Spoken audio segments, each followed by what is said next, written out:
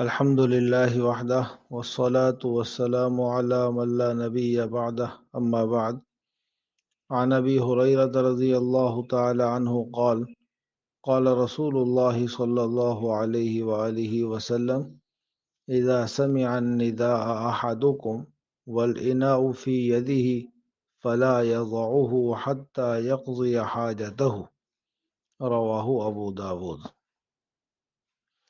حضرت ابو ہریرہ رضی اللہ تعالیٰ عنہ فرماتے ہیں، رسول اللہ صلی اللہ علیہ وآلہ وسلم نے ارشاد فرمایا، جب تم میں سے کوئی شخص اذان کی آواز سنے اور اس وقت برتن اس کے ہاتھ میں ہو تو وہ اس برتن کو اپنے ہاتھ سے نہ رکھے جب تک کہ اپنی حاجت، اپنی ضرورت اس برتن سے پوری نہ کر لے۔ سنن ابی داود جو صحاح ستہ کی معتبر کتاب ہے، اس کے باب عنوان کتاب الصوم میں اس روایت کو ذکر کیا گیا ہے، اور اس کی وجہ سے بہت سے لوگ غلط فہمی کا شکار ہیں اور اپنے روزوں کو خراب کر رہے ہیں۔ تو بڑی اچھی طرح اس کو سمجھنے کی ضرورت ہے۔ چند ایک باتیں تمہیدی طور پر سمجھ لیجئے۔ سب سے پہلی بات تو یہ ہے کہ سحری کا وقت کب ختم ہوتا ہے۔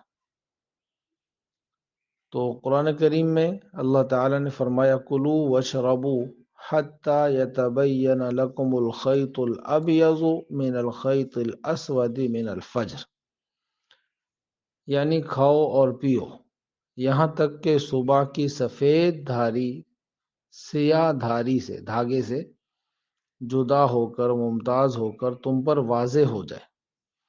اب اس آیت مبارکہ میں سحری کے ختم ہونے کا وقت بتایا گیا ہے، اور وہ ہے الخیط الابیض، یعنی سفید دھاری، صبح صادق جس کو کہا جاتا ہے۔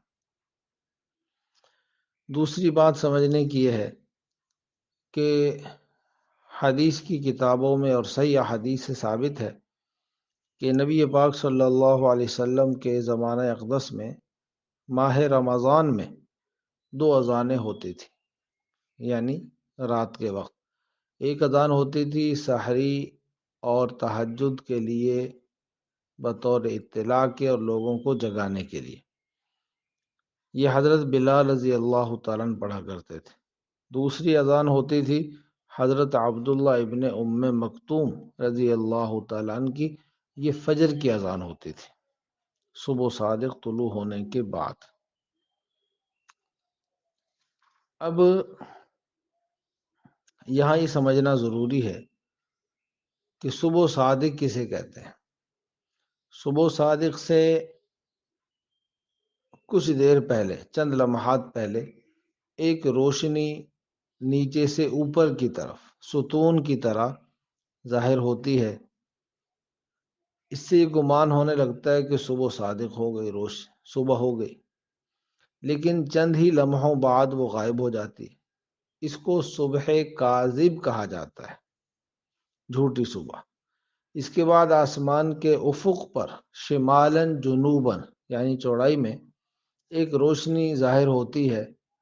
یہ روشنی وقت کے ساتھ ساتھ مزید پھیلتی چلی جاتی، اس کو کہتے ہیں صبح صادق۔ یہ ہے طلوع فجر بھی اس کو کہتے ہیں، صبح بھی کہتے ہیں، صبح صادق بھی کہتے ہیں۔ اب شریعت کے جو احکام ہیں اس سے متعلق ہے۔ سب سے پہلی بات تو یہ کہ صبح صادق طلوع ہوتے ہی رات ختم ہو گئی شرعاً۔ دوسری بات، عشاء کی نماز کا وقت، وطر کا وقت، تہجد کا وقت ختم ہو گیا۔ تیسری بات، صبح صادق طلوع ہوتے ہی سحری کا وقت بھی ختم ہو گیا، کیونکہ رات ختم ہو گئی اور نماز فجر کا وقت شروع ہو گیا۔ تو معلوم یہ ہوا کہ سحری کا وقت صبح صادق طلوع ہونے پر ختم ہو جاتا ہے اور فجر کا وقت شروع ہو جاتا ہے۔ فجر کی جو اذان ہے یہ اسی بات کا اعلان ہے، اطلاع کرنے کے لیے ہے کہ اب سحری کا وقت ختم ہو چکا، رات ختم ہو چکی، فجر کا وقت اب شروع ہو چکا ہے۔ اس لیے اگر کوئی شخص فجر کی اذان شروع ہونے کے بعد، یعنی صبح صادق طلوع ہونے کے بعد کچھ بھی کھائے گا یا پیے گا تو اس کا روزہ ادا نہیں ہوگا، وہ سارا دن بھوکا پیاسا رہ کر بھی اللہ کے ہاں اپنے فرض کو ادا کرنے والا شمار نہیں ہوگا۔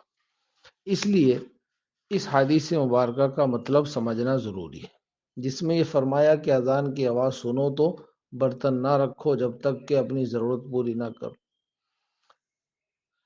اس حدیث کے مطلب اور مفہوم کے بارے میں محدثین کرام کے مختلف اقوال ہیں۔ ایک قول جو سب سے راجح ہے وہ یہ کہ اس حدیث کا سحری کے ساتھ اور فجر کی اذان کے ساتھ کوئی تعلق نہیں ہے، کیونکہ اس حدیث میں نہ تو فجر کا ذکر ہے نہ سحری کا ذکر ہے۔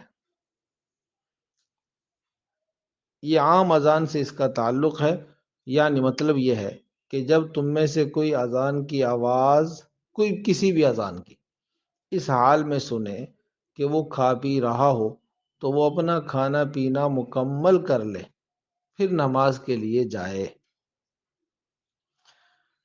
بعض محدثین نے فرمایا اس حدیث کا تعلق اذان سے ہے ہی نہیں۔ دیکھیں حدیث میں جو الفاظ آئے نا، وہاں اذان کا لفظ نہیں ہے بلکہ ندا ہے۔ اذا سمع النداء، آواز سنیں۔ اب یہ اذان کے لیے بھی بولا جاتا ہے، اقامت کے لیے بھی، اس لیے فرمایا کہ اس حدیث میں اقامت کا ذکر ہے۔ مطلب یہ ہے کہ افطار کے وقت میں یا کوئی بھی کھانا کھا رہے ہوں تو جو شخص کھانا کھانے میں مصروف ہے اور کوئی برتن اس نے لیا ہوا ہے، ادھر جماعت کھڑی ہو گئی، اقامت کی آواز اس نے سن لی، تو وہ اپنا کام پورا کرے، اس برتن سے کھانا کھا لے، اس کے بعد جماعت میں شریک ہو جائے۔ یہ ہے اس حدیث کا مطلب۔ آخری بات جو محدثین نے فرمائی، امام بیہقی رحمہ اللہ بڑے محدث ہیں، وہ فرماتے ہیں اکثر علماء کے قول کی ترجمانی کرتے ہوئے فرماتے ہیں اگر ہم مان بھی لیں کہ اس حدیث کا تعلق صبح صادق کے ساتھ، صبح کے ساتھ، فجر کے ساتھ ہے، تو پھر اس کا مطلب یہ ہوگا کہ اس کا تعلق اس اذان کے ساتھ ہے جو تہجد کے لیے یا سحری میں جگانے کے لیے کہی جاتی تھی آپ صلی اللہ علیہ وسلم کے زمانے میں۔ تو مطلب یہ ہوگا کہ وہ اذان تو ابھی تمہیں بیدار کرنے کے لیے، تہجد کے لیے، سحری میں اٹھانے کے لیے کہی جا رہی ہے، لہٰذا اس اذان کی وجہ سے کھانا پینا نہیں چھوڑنا چاہیے۔ اللہ رب العزت سے دعا ہے اللہ کریم ہمیں صحیح سمجھ عمل کی توفیق عطا فرمائے۔